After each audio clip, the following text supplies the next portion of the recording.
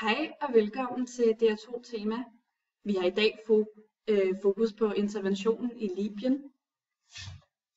Det arabiske forår, som begyndte i 2010 i Tunesien og Egypten, har nu nået Libyen. Landets leder Muammar Gaddafi er ikke indstillet på at bøje sig for oprøret, og civile oprørere i Libyen har derfor netop begået et oprør. Efter stor utilfreds med landets diktatur, ringe levevilkår og dårlige fremtidsudsigter for størstedelen af landets unge.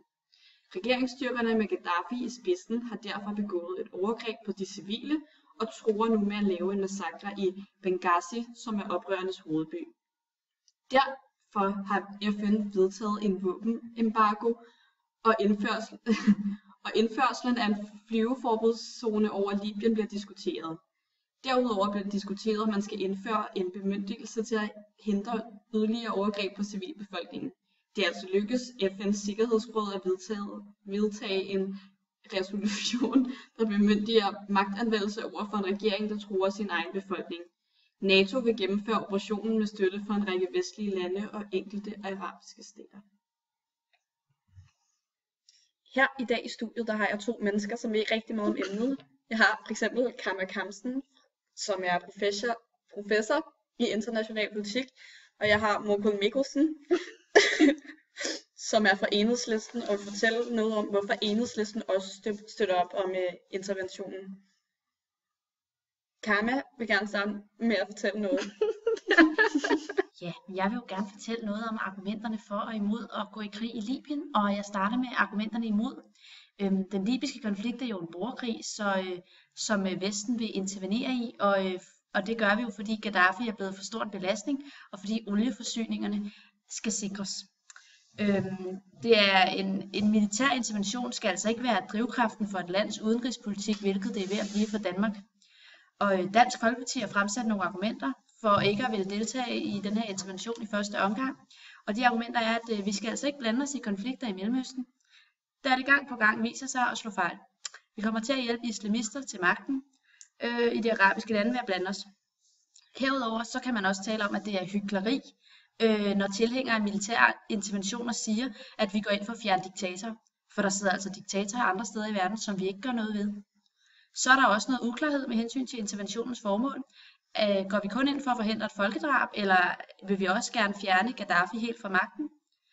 Så er der også nogle kritikere, der mener, at det kun er olien, der spiller en rolle, fordi Libyen er altså Afrikas tredje største eksportør af olie, og et regimeskift i Libyen vil altså kunne gøre leveringerne til Vesten mere stabile. Men der er som sagt også nogle argumenter for.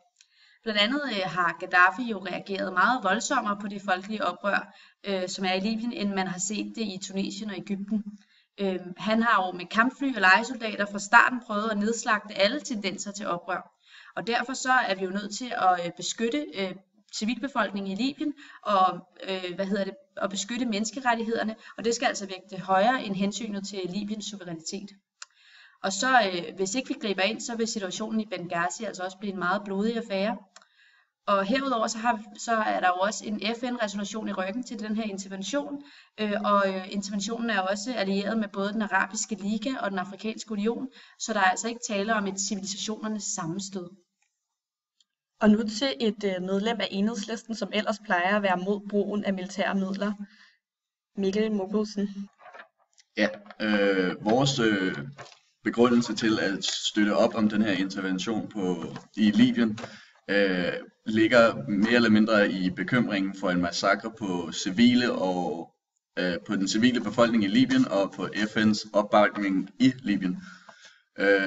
Ønsket om at redde menneskeliv har i vores øjne vejet langt højere end modviljen til militære indgreb.